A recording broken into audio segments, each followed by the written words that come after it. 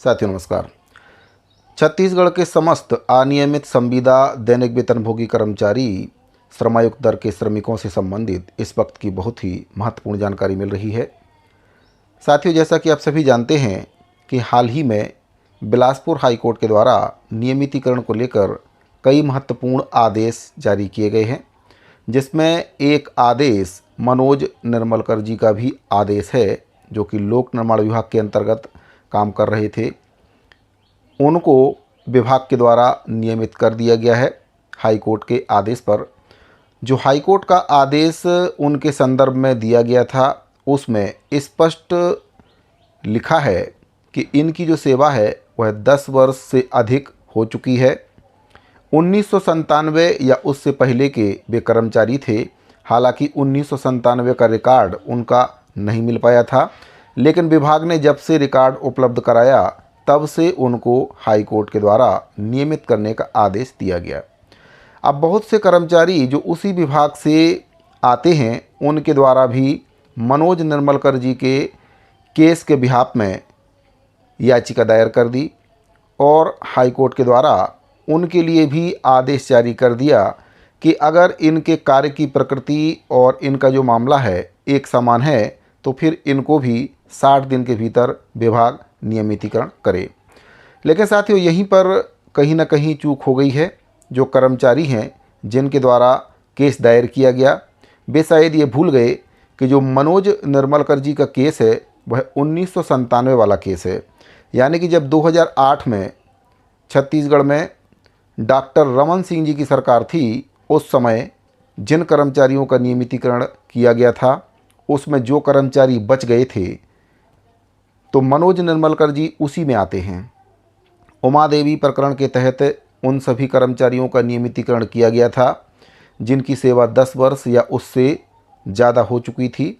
लेकिन वर्तमान में कर्मचारी जो केस दायर कर रहे हैं वह केवल इस आधार पर कर रहे हैं कि मनोज निर्मलकर जी का भी 10 साल हुआ था तो उनको विभाग के द्वारा नियमितीकरण किया गया है, कोर्ट के द्वारा आदेश जारी किया गया है, हमारा भी 10 साल हो गया है, हमको भी नियमित किया जाए। हम भी उसी कैटेगरी के कर्मचारी हैं जिस कैटेगरी में मनोज निर्मलकर जी आते हैं।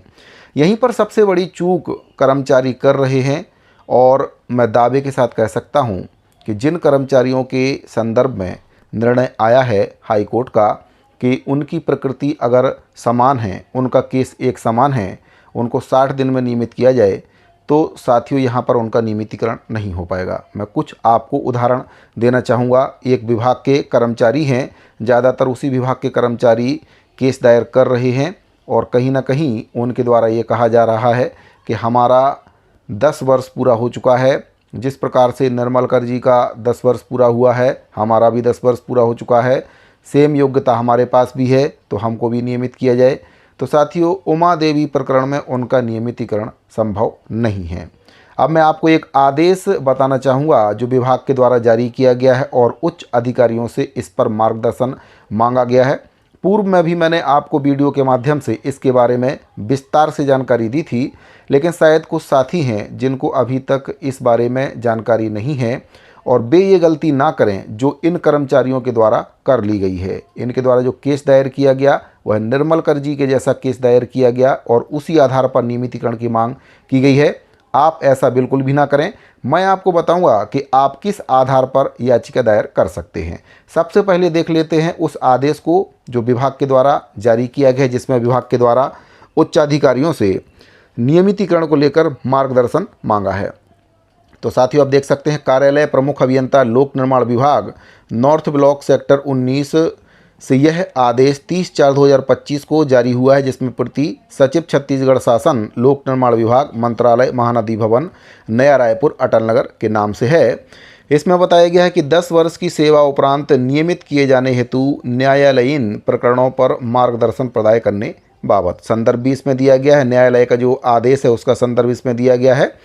अब इसमें आपको मैं बताना चाहूँगा कि जो याचिकाकर्ता हैं उनके द्वारा क्या कुछ दलील दी गई है और विभाग के द्वारा क्या कुछ दलील इसमें दी गई है। तो इसमें बताया गया है कि कृपया संलग्न संदर्भित पत्रों का अवलोकन करने का कष्ट करें। विषयांतर्गत श्री देवेंद्र सिंह अस्थायी श्रमिक कार्यालय कार्यपालन अभियंता लोक निर्माण विभाग संभाग क्रमांक 1 रायपुर में दिनांक 1/8/2005 से रोड साइड पर लगातार अस्थायी श्रमिक के रूप में काम कर रहे हैं। श्री देवेंद्र सिंह के द्वारा माननीय उच्च न्यायालय बिलासपुर के समक्ष याचिका दायर की गई है कि उनकी सेवा 10 वर्ष हो चुकी है, इसीलिए उनका नियमितीकरण किया जाए। और माननीय उच्च न्यायालय बिलासपुर के द्वारा भी दिनांक 1/2/2024 को आदेश पारित किया गया है और 60 दिन के भीतर उनका नियमितीकरण करने की बात इसमें कही गई है। अब इसमें विभाग के द्वारा जो दलील दी गई है कि जो देवेंद्र सिंह हैं, पिता श्री बंश बहादुर सिंह, इनकी जो नियुक्ति है वह आपकी 1/8/2005 की है और जो निर्मल कर जी का केस है वह 1997 का है। तो इनका केस एकदम से अलग है। इसमें बताया गया है कि जो मनोज निर्मलकर जी का नियमितीकरण हुआ है वह दिनांक 5/3/2008 के अनुसार दिनांक 31/12/1997 तक की अवधि में नियुक्त दैनिक वेतन भोगी कर्मचारी के रूप में जो कर्मचारी काम कर रहे थे, उनके नियमितीकरण के संबंध में जो माननीय उच्च न्यायालय के द्वारा आदेश दिया गया था, सचिव कर्नाटक राज्य एवं अन्य विरुद्ध उमा देवी और अन्य 2006 में जो आदेश दिया गया था, उसमें ये कहा गया था कि जिन कर्मचारियों की जो सेवा है 10 वर्ष पूरी हो चुकी है, उनको केवल एक बार के लिए नियमितीकरण की कार्रवाई की जाती है। तो 1997 से जो कर्मचारी काम कर रहे थे या उसके पूर्व जो कर्मचारी काम कर रहे थे, उनको उमा देवी प्रकरण के तहत एक बार के लिए छूट देते हुए उनका नियमितीकरण किया गया था। निर्मल कर जी का केस सेम टू सेम वही है, लेकिन जो देवेंद्र सिंह जी हैं, इनके द्वारा जो केस दायर किया गया था वह इसमें नहीं आएगा, क्योंकि ये उमा देवी प्रकरण के तहत नहीं आएंगे, क्योंकि ये 1997 वाले कर्मचारी नहीं हैं। विभाग ने इसमें यही दलील दी है कि इनकी नियुक्ति 1/8/2005 से श्रमिक के रूप में हुई थी और इनको आवश्यकता के आधार पर रखा गया था और परीक्षण में ये पाया गया है कि श्री देवेंद्र सिंह नियमितीकरण की परिधि में नहीं आते हैं, इसीलिए इनका अभ्यावेदन अमान्य किया जाता है। और जिन कर्मचारियों ने भी इस बेस में याचिका दायर की है, मैं उनके बारे में भी आपको बताना चाहूँगा। उनका नियुक्ति दिनांक मैं आपको बताना चाहूँगा कि कब से उनके द्वारा कार्य प्रारंभ किया गया था। तो कुल इसमें आपका 18 याचिकाकर्ता हैं, जिसमें आपका सेम टू सेम यही दलील दी गई है कि 10 वर्ष की सेवा हमारी पूरी हो चुकी है, हमको नियमित किया जाए। और बिलासपुर हाईकोर्ट के द्वारा भी आदेश दे दिया गया कि इनकी 10 वर्ष की सेवा पूरी हो चुकी है और ये मनोज निर्मलकर जी के समान कार्य की प्रकृति है, तो इनको नियमित किया जाए। तो इसमें बताया गया है कई कर्मचारियों का 2004 में नियुक्ति हुआ, किसी का 2003 में, किसी का 2008 में, किसी का 2011 में, 10 में, 12 में, 13 में, लेकिन कोई भी कर्मचारी इसमें साथियों 1997 वाला नहीं है। इन सभी के आदेश के सामने इनका याचिका नंबर लिखा है, यानी कि WPS नंबर। और इनको नियमितीकरण कब करना है, न्यायालय के आदेश के अनुसार 60 दिन की समय सीमा इसमें बताई गई है कि सभी को 60 दिन के भीतर नियमित किया जाए। तो विभाग ने सीधा सीधा बोल दिया है कि साहब इनकी जो नियुक्ति है वह 1997 की नहीं है, इनका प्रकरण उमा देवी में नहीं आता है और इनकी जो नियुक्ति है वह 1997 की नहीं है। भले ही आपका 10 वर्ष पूरा हो चुका है, लेकिन आप उस प्रकरण में नहीं आएंगे, आपका नियमितीकरण इसमें नहीं हो पाएगा। तो साथियों इसमें कहीं ना कहीं कर्मचारी अब फंस चुके हैं। विभाग के द्वारा स्पष्ट कर दिया गया है कि उमा देवी जो प्रकरण है वह केवल एक बार के लिए आदेश दिया गया था, जिनकी सेवा 10 वर्ष पूरी हो चुकी है उनको नियमित करने का। लेकिन ये जो कर्मचारी हैं ये अलग हैं, इनका केस अलग है। अब ऐसे में सवाल उठता है कि इन कर्मचारियों को क्या करना चाहिए। तो साथियों इन कर्मचारियों को एक बार फिर से नई याचिका दायर करना चाहिए। थोड़ा सा आपका खर्चा इसमें ज़रूर हो सकता है, लेकिन नई याचिका दायर कर सकते हैं। और अब आप नियमितीकरण के लिए याचिका दायर ना करके 240 दिन औद्योगिक अधिनियम के अंतर्गत स्थायीकरण के लिए आप नई याचिका दायर कर सकते हैं।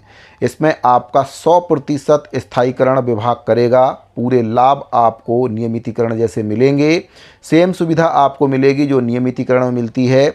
सभी सुविधाएं आपको इसमें दी जाएंगी। और एक बार जब विभाग आपका स्थायीकरण कर दे तो फिर बाद में आप नियमितीकरण के लिए भी दावा कर सकते हैं। लेकिन आप सीधे सीधे नियमितीकरण के लिए अगर केस लगाएंगे, उमा देवी प्रकरण के तहत आपका नियमितीकरण किया जाए, निर्मल कर जी के केस के जैसा केस आप चाहेंगे कि उनके बिहाफ में हमारा भी नियमितीकरण हो जाए, तो फिर ये संभव नहीं है। अब बात करते हैं कि हाल ही में कुछ अनियमित साथियों के द्वारा याचिका दायर की गई है नियमितीकरण के लिए। जो कि याचिका उनके द्वारा दायर की गई है वह 240 दिन औद्योगिक अधिनियम के अंतर्गत याचिका दायर की गई है। स्थायीकरण के लिए उनके द्वारा याचिका दायर की गई है। मैं आपको कुछ डॉक्यूमेंट्स दिखाना चाहूँगा जो याचिकाकर्ताओं के द्वारा उपलब्ध कराए गए हैं, और जो याचिका दायर हुई है उसकी पहली हायरिंग भी हो चुकी है। जज साहब के द्वारा क्या कुछ इसमें कहा गया है और जो एडवोकेट हैं उनके द्वारा क्या कुछ दलील दी गई है उसको भी आप सुन सकते हैं। तो सबसे पहले मैं आपको जो डॉक्यूमेंट्स उनके द्वारा उपलब्ध कराए गए हैं उसके बारे में आपको बताना चाहूँगा कि क्या कुछ डॉक्यूमेंट्स इसमें दिए गए हैं। जो याचिका दायर की गई है स्थायीकरण के लिए, क्या कुछ इसमें कर्मचारी हैं, कितने कर्मचारी हैं जिनके द्वारा याचिका दायर की गई है। तो आप देख सकते हैं स्क्रीन पर, इसमें high court of Chhattisgarh at Bilaspur के द्वारा इसमें ये याचिकाकर्ता इसमें बताए गए हैं जिनके द्वारा इसमें केस लगाया गया है। कई याचिकाकर्ता हैं, करीब करीब 8 याचिकाकर्ता इसमें हैं जिनके द्वारा याचिका दायर की गई है। ये एक विभाग का मामला नहीं है, छत्तीसगढ़ के समस्त विभाग के कर्मचारी इसी प्रकार से याचिका दायर कर सकते हैं अगर उनके पास नियुक्ति पत्र नहीं है तब। अगर नियुक्ति पत्र है तो फिर उनका केस अलग होगा, उनको फिर दूसरे बिहाफ में केस लगाना पड़ेगा, वे औद्योगिक अधिनियम में केस नहीं लगा सकते हैं। रामचंद्र नेगी और अन्य के माध्यम से वे केस लगा सकते हैं जिनके पास नियुक्ति पत्र है, अगर संविदा कर्मचारी हैं तो साथियों इसमें आप देख सकते हैं कि जो 8 अनियमित कर्मचारी हैं इनके द्वारा केस दायर किया गया है। इसमें जो फर्स्ट पार्टी है उसमें 8 कर्मचारी हैं और सेकंड पार्टी इसमें बनाया गया चीफ सेक्रेटरी को इसमें, और कई अधिकारी हैं जिनको इसमें पार्टी बनाया गया है। और औद्योगिक अधिनियम 240 दिन के अंतर्गत इसमें केस लगाया गया है। और इसमें जो केस की सुनवाई कर रहे हैं श्री जस्टिस विभू दत्ता गुरु, जो कि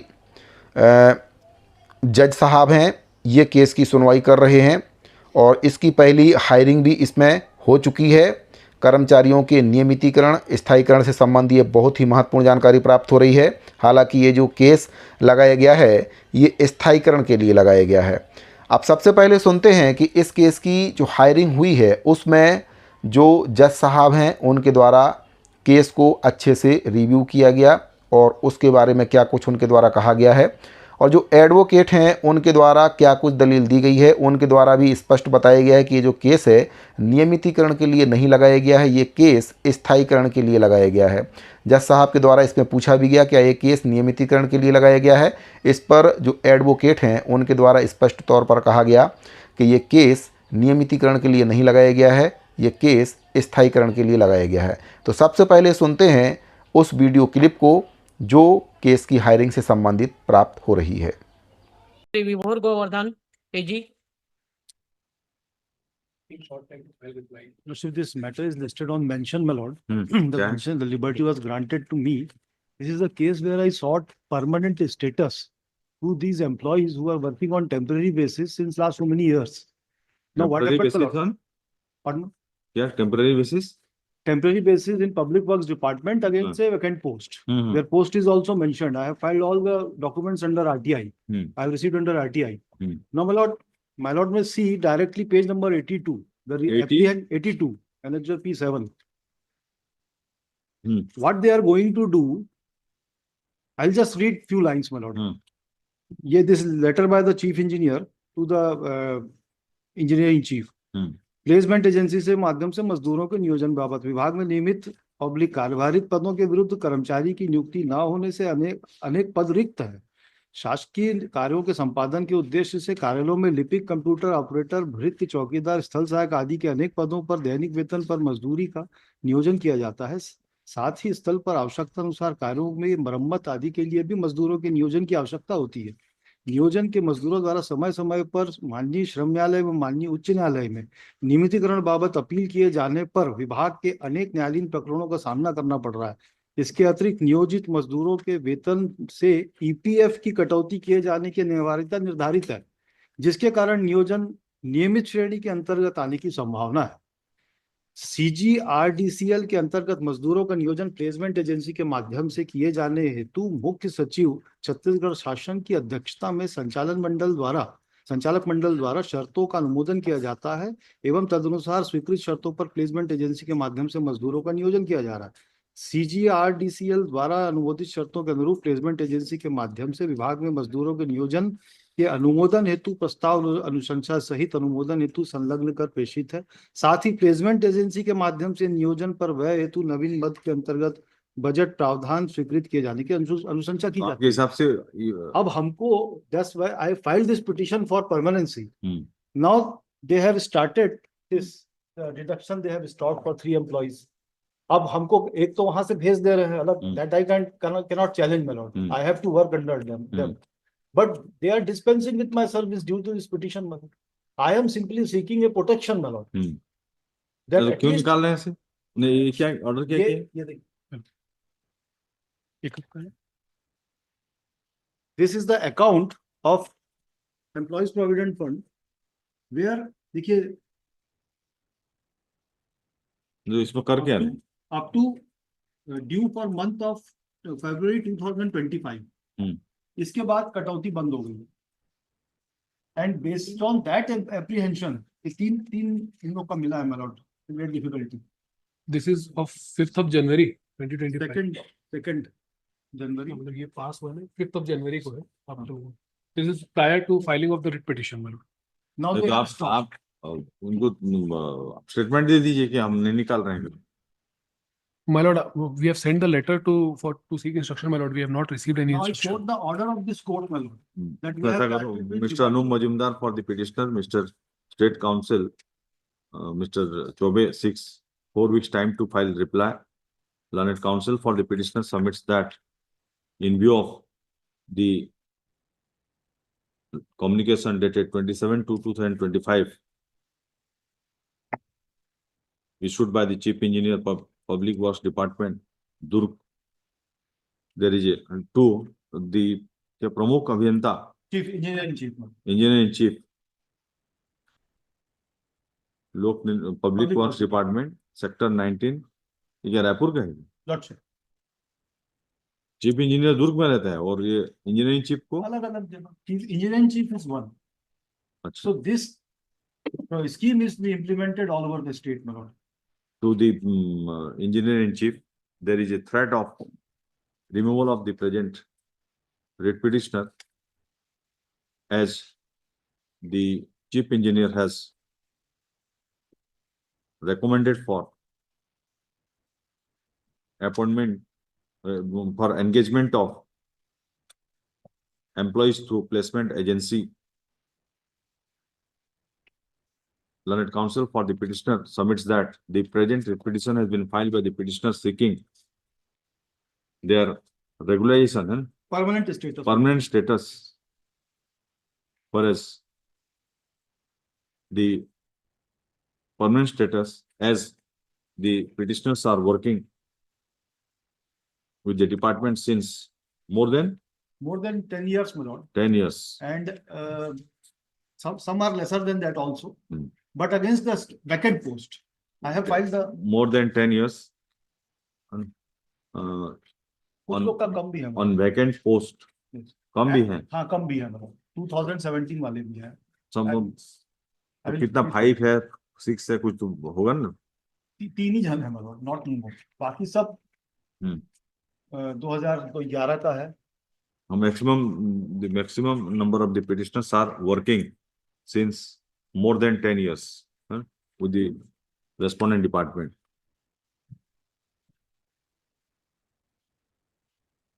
And some protection be granted to the petitioners. Learned counsel for the respondent seeks 4 weeks time to file reply. Looking to the submission made by the petitioner and going through the communication annexure P7, which is by which the chief engineer has recommended for engagement of labor through placement agency purely as an interim measure, it is directed that till the next date of hearing, the petitioners who are working in the respondent department shall not be disengaged. The तो साथियों, आपने देखा कि जज साहब ने जो case है उसको सुनवाई किया है और जो एडवोकेट हैं उनके द्वारा भी बताया गया है कि विभाग के द्वारा कर्मचारियों का ईपीएफ कटौती करने से मना किया गया। साथ ही जो श्रमायुक्त दर के श्रमिक हैं उनको प्लेसमेंट के माध्यम से नियोजित करने की जो बात है वह विभाग के द्वारा की जा रही है, क्योंकि ईपीएफ कटौती करने से कहीं ना कहीं नियमितीकरण की जो संभावना है वह उनकी बढ़ रही है और प्लेसमेंट में अगर इनको कर दिया जाता है तो फिर कर्मचारी नियमितीकरण के लिए दबाव नहीं बना पाएंगे। तो सुनवाई इसमें हो रही है। पहली हायरिंग आज थी, आगे भी इसमें होगी और जैसे ही इस केस का परिणाम सामने आएगा मैं आपको वीडियो के माध्यम से बताऊंगा भी कि क्या कुछ इस केस में हुआ है। मैं एक बार फिर से आपको बताना चाहूँगा कि जो कर्मचारी केस दायर करने की तैयारी कर रहे हैं और उनके पास नियुक्ति पत्र नहीं है, अगर वे अनियमित के तौर पर काम कर रहे हैं, उनकी 10 वर्ष की सेवा पूरी हो चुकी है, तो वे मनोज निर्मलकर जी के बिहाफ में केस बिल्कुल भी दायर ना करें। नियमितीकरण के लिए केस बिल्कुल भी दायर ना करें, क्योंकि ऐसा करने से उनका नियमितीकरण नहीं हो पाएगा, वे केस हार जाएंगे। विभाग के द्वारा दलील दी जाएगी स्पष्ट तौर पर। विभाग के द्वारा जो सेम टू सेम कंडीशन अभी आ रही है लोक निर्माण विभाग के कर्मचारियों को लेकर, विभाग के द्वारा दलील दी गई है कि 1997 वाला प्रकरण नहीं है, इसीलिए इनको अमान्य किया जाता है।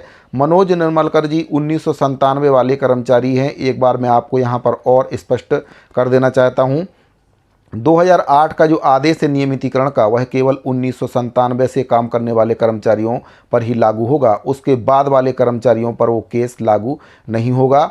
इसीलिए उनको चाहिए कि वे 240 दिन औद्योगिक अधिनियम के अंतर्गत स्थायीकरण की मांग करें। एक बार स्थायीकरण हो जाने पर फिर वे नियमितीकरण की मांग भी विभाग से कर सकते हैं। चाहे आप किसी भी विभाग से आते हों, चाहे आप वन विभाग के कर्मचारी हों, लोक स्वास्थ्य यांत्रिकी विभाग के कर्मचारी हों या फिर किसी अन्य विभाग के कर्मचारी हों। मैं यहाँ पर एक बात और बताना चाहूँगा कि बहुत से कर्मचारी हैं जो प्लेसमेंट और ठेका के अंतर्गत काम कर रहे हैं, वे क्या करें। तो साथियों, इसमें बहुत से कर्मचारी हैं जो बिजली विभाग के अंतर्गत काम कर रहे हैं, ठेका पर काम कर रहे हैं, कई प्लेसमेंट पर काम कर रहे हैं। तो सबसे पहले उनको जो याचिका लगाना है वह विभाग से सीधा वेतन देने संबंधी याचिका भी लगा सकते हैं। अगर एक बार उनको विभाग से वेतन मिलने लग जाए तो फिर वे स्थायीकरण के लिए 240 दिन औद्योगिक अधिनियम के अंतर्गत स्थायीकरण का केस लगा सकते हैं और एक बार उनका स्थायीकरण हो जाने पर फिर वे नियमितीकरण के लिए भी दबाव सरकार के ऊपर बना सकते हैं। यहाँ पर मैं आपको एक बात और बताना चाहूँगा कि स्थायीकरण और नियमितीकरण में ज़्यादा अंतर नहीं है। जो सहायक शिक्षक, शिक्षक और वर्तमान में व्याख्याता हैं, उनका भी सरकार के द्वारा स्थायीकरण ही किया गया था, उनको सीधे तौर पर नियमितीकरण नहीं किया गया है। उनके पद के आगे एलवी शब्द जुड़ा हुआ है, यानी लोकल बॉडी, तो उनका भी सरकार के द्वारा स्थायीकरण किया गया, लेकिन उनको वे सभी लाभ मिल रहे हैं जो एक नियमित कर्मचारी को दिए जाते हैं, यानी कि पेंशन भी मिल रहा है, ग्रेजुटी भी मिल रही है, उनको मेडिकल भत्ता भी मिल रहा है, ट्रेवल अलाउंस भी मिल रहा है, साथ ही साथ हर वर्ष उनका इंक्रीमेंट भी लगता है, 7वें और 8वें वेतनमान का लाभ भी उनको दिया जाएगा। तो इसी प्रकार से कई प्रकार के जो लाभ हैं स्थायीकरण में कर्मचारियों को मिल जाएंगे। इसीलिए सबसे पहले जो ठेका के अंतर्गत काम करने वाले कर्मचारी हैं, प्लेसमेंट के अंतर्गत काम करने वाले कर्मचारी हैं, उनको विभाग से सीधे वेतन देने की मांग करना चाहिए। इसको लेकर वे याचिका दायर कर सकते हैं कि उनको सीधे विभाग से वेतन दिया जाए और इसके बाद एक बार उनको विभाग से वेतन मिलना शुरू हो गया तो फिर वे स्थायीकरण के लिए केस दायर कर सकते हैं। तो आपको अच्छे से समझ में आ गया होगा कि जो मनोज निर्मलकर जी का केस है वह 1997 के कर्मचारी हैं। विभाग के द्वारा ये माना गया कि ये कर्मचारी हमारे यहाँ 1997 से काम कर रहे थे। हालांकि उनके पास 1997 के जो डॉक्यूमेंट्स हैं वह उपलब्ध नहीं थे, लेकिन विभाग के अधिकारियों ने माना कि 1997 से काम कर रहे थे। लेकिन जब से विभाग ने उनके डॉक्यूमेंट्स उपलब्ध कराए तब से कोर्ट के द्वारा यह आदेश जारी किया गया कि उसी वर्ष से उनको नियमितीकरण दिया जाए। अब दूसरे कर्मचारी इसमें जो गलती कर रहे हैं वे ना करें। मनोज निर्मलकर जी वाले केस में आप ना जाएं। स्थायीकरण के लिए आप केस करें। जिनके द्वारा पहले से ही केस दायर कर दिया गया है वे एक बार फिर से नया केस दायर कर सकते हैं स्थायीकरण के लिए, और एक बार स्थायीकरण उनका हो जाता है तो फिर आगे चलकर नियमितीकरण भी उनका 100% हो सकता है। तो साथियों, उम्मीद करता हूँ कि जो दी गई जानकारी है वह आपको अच्छे से समझ में आ गई होगी। अगर आपको ये जानकारी अच्छे से समझ में आ गई है, आपको जानकारी पसंद आई हो, तो अपने दूसरे साथियों को भी इसको शेयर जरूर करें ताकि जानकारी सभी अनियमित कर्मचारी साथियों तक पहुँच सके। अभी के लिए दीजिए इजाज़त, मिलते हैं अगली वीडियो में। धन्यवाद।